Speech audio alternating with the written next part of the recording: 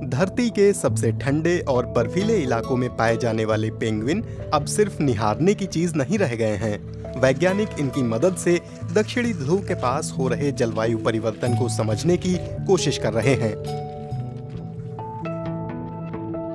Stony Brooke university के researchers ने इस शोध के लिए पेंगुइनों के एक बसेरे को देखा और गिना कि एक कॉलोनी में कितने पेंगुइन हैं। इस अध्ययन के लिए रिसर्चरों ने पेंगुइनों के बच्चों को भी गिना ताकि पता चले कि इनकी संख्या बढ़ रही है या घट रही है। हम पेंगुइनों को एक बायो इंडिकेटर की तरह इस्तेमाल करके जान सकते हैं कि बाकी पारिस्थितिकी तंत्र कैसा काम कर रहा है। पेंगुइन साल दर साल आसानी से एक ही घोंसले के पास आते हैं। इससे हमें ये भरोसेमंद जानकारी मिलती है कि एक के बाद दूसरे साल कितने पेंगुइन आए। हम दशकों या इससे भी लंबे वक्त में इसे माप सकते हैं। लेकिन इससे निष्कर्ष क्या निकलता है? प्यारे दिखने वाले पेंगुइनों की एक प्रजाति है एडेली। ये ऐसे दिखते हैं जैसे उन्होंने टक्सीडो पहन रखा हो। अंटार्कटिका के दक्षिणी समुद्र में ये मुख्य रूप से समुद्री इलाकों पर निर्भर होते हैं, जहां उनके लिए बहुत ज़्यादा बर्फ होती है। हमने पाया है कि जब भी यहाँ समुद्री बर्फ घटती है या गायब होती है तो एडेली प्रजातियों के पेंगुइनों की संख्या में भारी गिरावट आती है।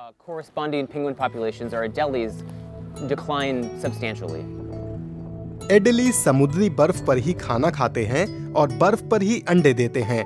अगर शोधकर्ताओं को कहीं एडेली पेंगुइन दिखते हैं तो उन्हें पता चल जाता है कि समुद्री बर्फ भी आसपास ही कहीं है। तो एक तरफ दुनिया में कुल आबादी के लिहाज से तो एडेली पेंगुइनों की संख्या बढ़ी है, लेकिन जिन इलाकों में समुद्री बर्फ कम हुई है वहां इन पेंगुइनों की संख्या 65% तक कम हो गई है। हाँ, वेडल समुद्र के पास बर्फ अब भी जमी हुई है। शोधकर्ता जनवरी में इस इलाके में गए थे। अपनी यात्रा के दौरान उन्होंने पाया कि इस इलाके में बीते एक दशक से एडेली पेंगुइनों की संख्या स्थिर बनी हुई है।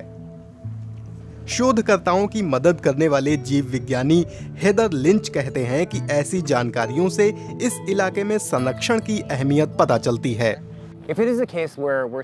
अगर ऐसा है कि एडेली की आबादी इलाके में बढ़ रही है या अपेक्षाकृत स्थिर है तो यह बहुत अच्छा संकेत है। वेडल समुद्र का इलाका और इस प्रायद्वीप का पूर्वी इलाका पेंगुइनों के लिए एक सुरक्षित जगह है, खासकर ऐसे समय में जब हम जलवायु परिवर्तन से जूझ रहे हैं और दुनिया भर में गर्मी बढ़ रही है। लेकिन ऐसा नहीं है कि इन पेंगुइनों के लिए सिर्फ समुद्री बर्फ ही पर्याप्त है। कुछ इंसानी गतिविधियों पर भी लगाम लगाने की जरूरत है।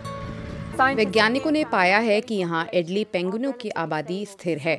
इससे पता चलता है कि क्यों सरकार को तत्काल सुरक्षा उपाय करने की जरूरत है, ताकि हम इनकी आबादी की रक्षा कर सकें और सुनिश्चित कर सकें कि औद्योगिक रूप से मछली पकड़ने से इन्हें तकलीफ ना हो, जिससे भविष्य में इनकी संख्या कम हो सकती है।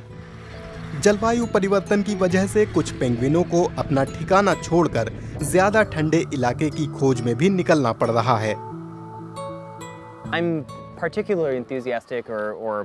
मैं इस बारे में खासकर से उत्साहित या भावुक हूँ, क्योंकि हमारे पास आधुनिक रिमोट सेंसिंग तकनीक है।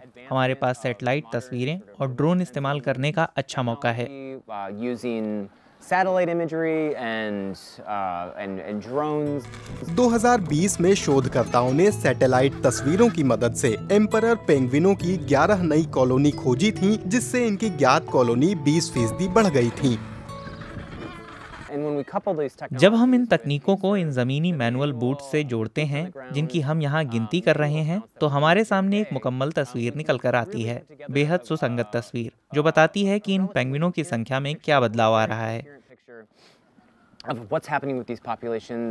हम संख्या आधारित इस मॉडल के जरिए पेंगुइनों की संख्या में बढ़ोतरी पर निगाह रख सकते हैं और भविष्य का एक खाका खींच सकते हैं, जो हमें यह समझने में सक्षम बनाता है कि जलवायु परिवर्तन बढ़ने के साथ साथ इनकी आबादी में क्या बदलाव आ रहे हैं।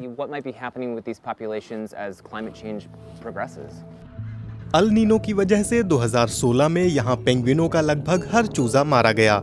ऐसी आपदाओं से पेंगुइन प्रभावित होंगे।